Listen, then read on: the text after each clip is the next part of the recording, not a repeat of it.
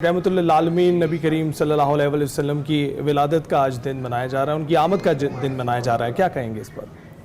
अल्हम्दुलिल्लाह ताला मैं तमाम आलम इस्लाम को बिलउमूम और अहलियान पाकिस्तान को बिलखुसूस हुज़ूर सरवरद आलम सल्लल्लाहु अलैहि वसल्लम की विलादत मुक़द्दसा की मुबारकबाद देना चाहूँगा। आज ईद मिलादुन नबी पर आपको भी हमारे तमाम सुनने वालों को ईद मिलाद मुस्तफ़ा सल्लल्लाहु अलैहि वसल्लम मुबारक हो। देखें, बात यह है कि इस कायनात में अल्लाह ने हमें बेशुमार नेमतें अता की। इतनी नेमतें हैं कि ख़ुद रब्बे ज़ुल जलाल इरशाद फरमाता है, व इन तउद्दू नेमतल्लाहि ला तुहसूहा, अगर तुम अल्लाह की नेमतों को गिनना चाहो तो उनकी गिनती मुमकिन नहीं है।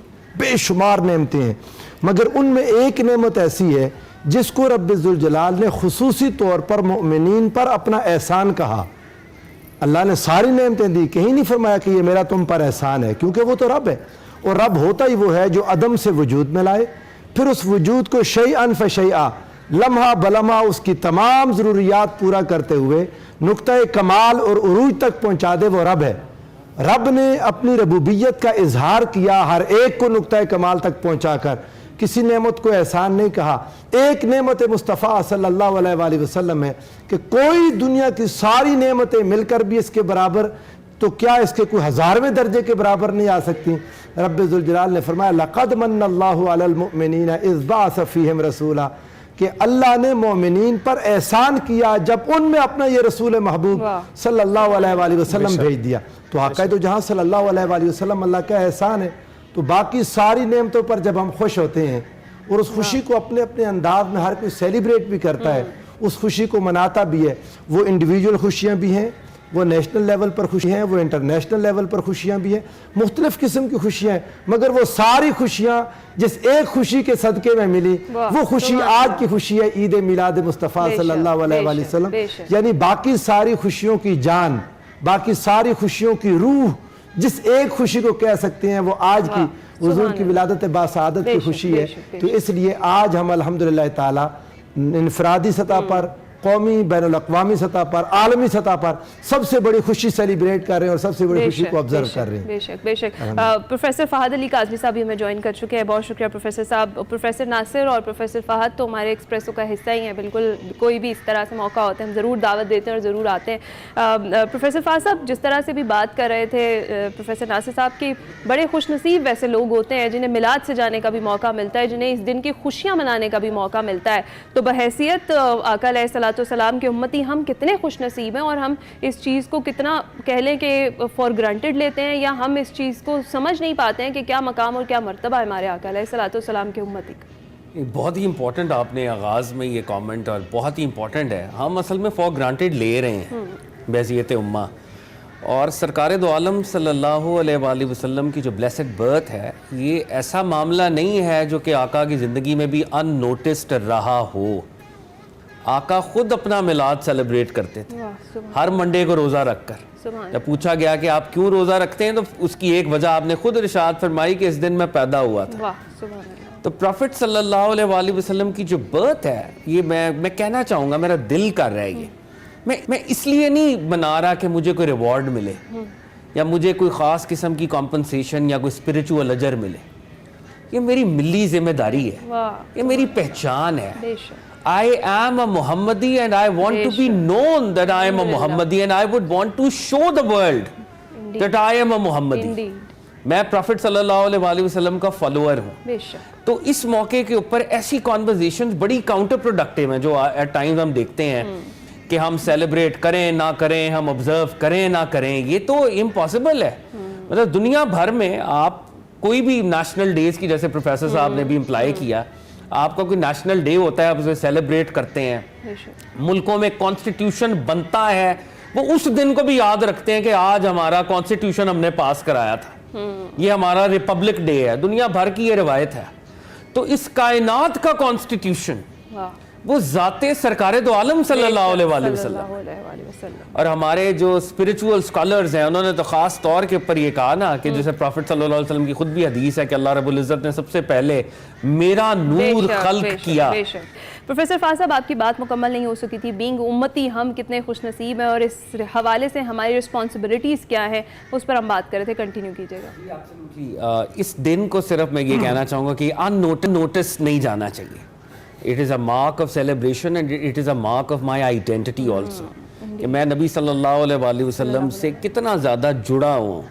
اور ایک بات جو کہ بڑی آفٹ کوٹڈ ہے پروفیسر صاحب کی موجودگی میں تو خیر سورج کو چراغ دکھانے کے مترادف ہے، لیکن میں یہ کہنا چاہوں گا کہ امام بخاری وہ جو روایت لائے ہیں صحیح بخاری کے اندر ہے جو حضرت حضرت عباس بن عبد المطلب کا خواب ہے کہ ابو لہب جو کہ بعد میں دشمن خدا تھا جس کی مذمت میں قرآن کی صورت موجود ہے، لیکن جب اس نے ان انٹینشنلی پروفٹ صلی اللہ علیہ وآلہ وسلم کی برتھ کو سیلیبریٹ کیا اور انگلی کے اشارے سے وہ سبیبہ خاتون کو انہوں نے آزاد کیا، تو آج تک اللہ رب العزت نے اس جیسچر کو بھی اس کے لیے ایک راحت کا سبب بنایا ہوا ہے.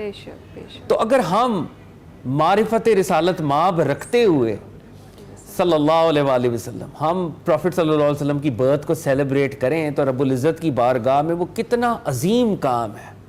اور جب نبی صلی اللہ علیہ وسلم نے فرمایا تھا، میں یہ حدیث پاک آپ کے سامنے رکھنا چاہتا ہوں، آقا نے فرمایا تھا میں اپنے دادا ابراہیم علیہ السلام کی دعا ہوں، میں اپنے بھائی عیسیٰ کی بشارت ہوں، خوشخبری ہوں، اور میں اپنی والدہ آمنہ کا وہ خواب ہوں جس کی تعبیر بھی انہوں نے پائی کہ جب میری ولادت ہوئی تو اتنا نور روشن ہوا، اتنے نور کا اظہار ہوا کہ میری والدہ نے مکہ بیٹھ کر شام کے محلات کو دیکھا.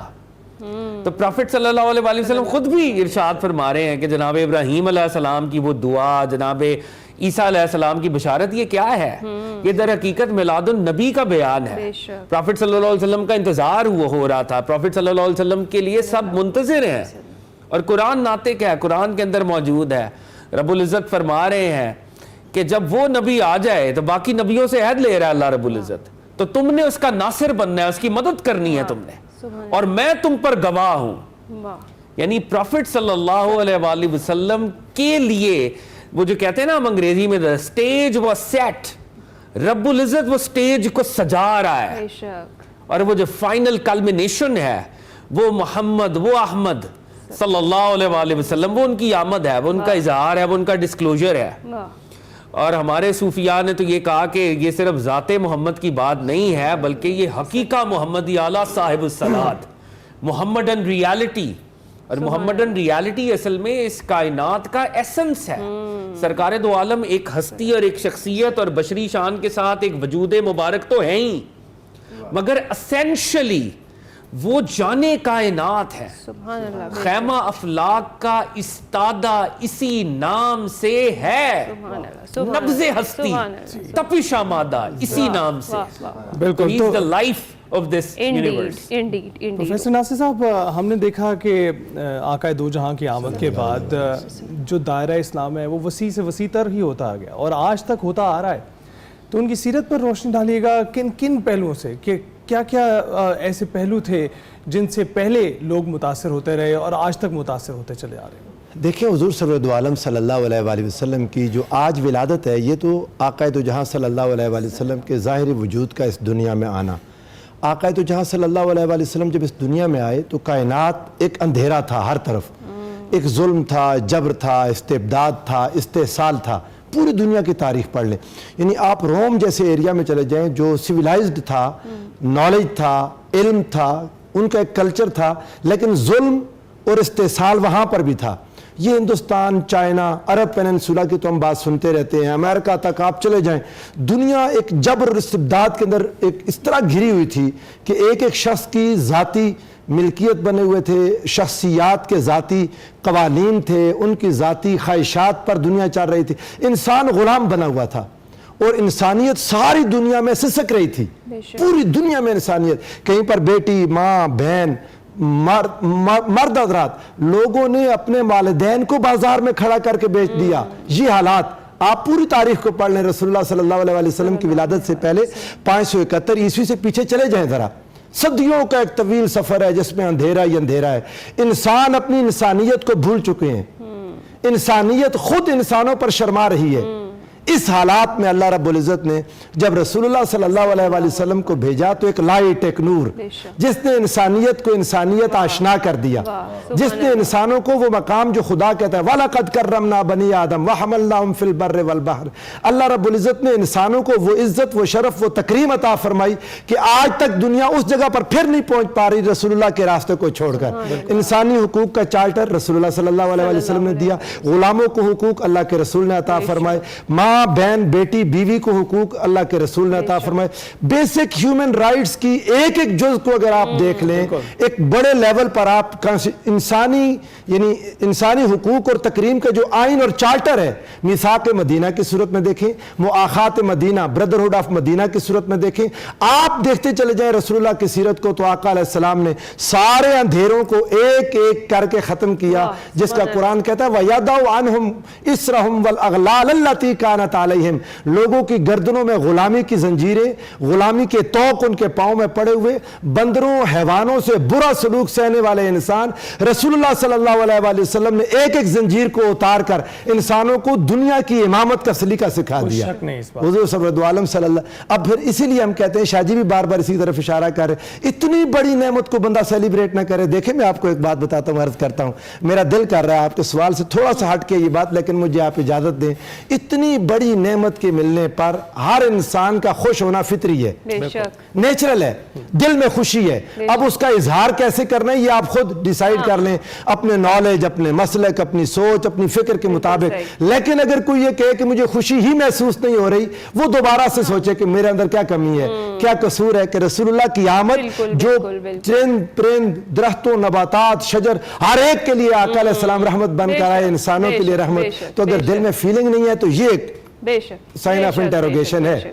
یہاں سوال ہے کہ فیلنگ کیوں نہیں ہے. تو فہد آپ اسی چیز کو کس طرح سے دیکھتے ہیں, آج کے نوجوان کس طرح سے اس سے سبق حاصل کر سکتے ہیں, سیرت النبی سے اور سنت محمدی سے, کس طرح سے وہ اس میں ایڈ کروں گی کہ جس بھی طریقے سے خوشیاں جس طرح سے پروفیسر صاحب نے کہا سب منا رہے ہیں, کیا یہ انف ہے؟ کیا ہمیں اسوہ حسنہ کو اس طریقے سے پڑھنا چاہیے کہ ہم اپنی ذات کا حصہ بنائیں, اس میں سے کچھ جو برکات اور فضیلت ہے وہ ہم تک پہنچے؟ اور آج کا مسلمان اس چیز سے کتنا دور ہے, آپ کو کیا لگتا ہے؟ یہ بات بڑی اہم ہے. آپ دونوں کے سوال کمبائن کر کے اگر میں اس کا جواب دینے کی کوشش کروں, بنیادی طور پہ سیلیبریشن بھی ضروری ہے اور امپلیمنٹیشن اور اسیمیلیشن بھی ضروری ہے.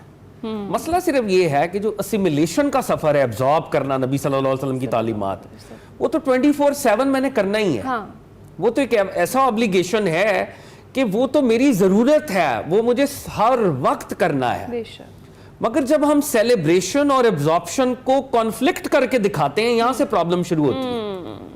میرا سیلیبریٹ کرنا مجھے نبی صلی اللہ علیہ وسلم کی تعلیمات کو ایبزارب کرنے سے نہیں روک رہا, بلکہ سیلیبریشن ایک کیٹلسٹ ہے کہ میں آج سیلیبریٹ کر رہا ہوں اور میں نے ایبزارب بھی کرنا ہے ان تعلیمات کو. یہ ایک ریمائنڈر ہے, ایک یاد دہانی ہے.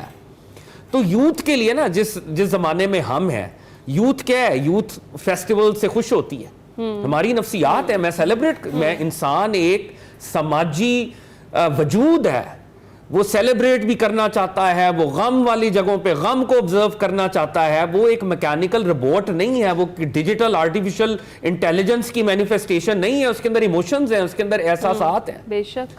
تو جب ایسے احساسات ہیں, اب میرے پاس چوائس ہے کہ بھائی تم ہیلوئین کو کر لو سیلیبریٹ, یا تمہیں ایک متبرک انسٹیٹیوشنل سیلیبریشن دیتے ہیں جس میں درود و سلام ہے, جس میں ذکر ہے, جس میں قرآن ہے, جس میں نعت ہے, جس میں سرکار دو عالم کے ساتھ جڑنے کی بات ہے. تو کون سا فیسٹیول لینا چاہو گے؟ اور مجھے بحیثیت تربیت اگر میں کرنا چاہ رہا ہوں, ایک ماں باپ کے لیول کے اوپر, سماج کے لیول کے اوپر, حکومت کے لیول کے اوپر, کس فیسٹیول کو مجھے مین سٹریم کرنا چاہیے؟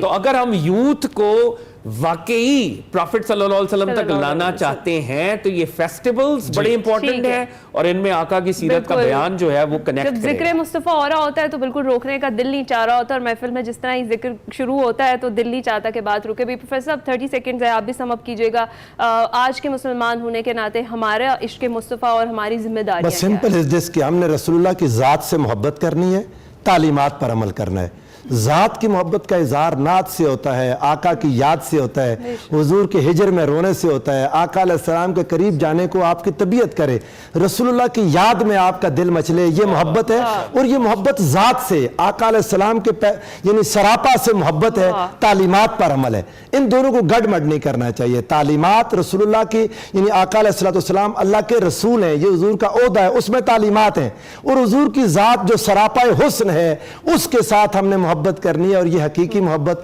ہمیں دنیا کی ساری محبتوں سے بیزار کر دے گی اور دنیا کی ساری محبتوں سے مستغنی کر دے گی۔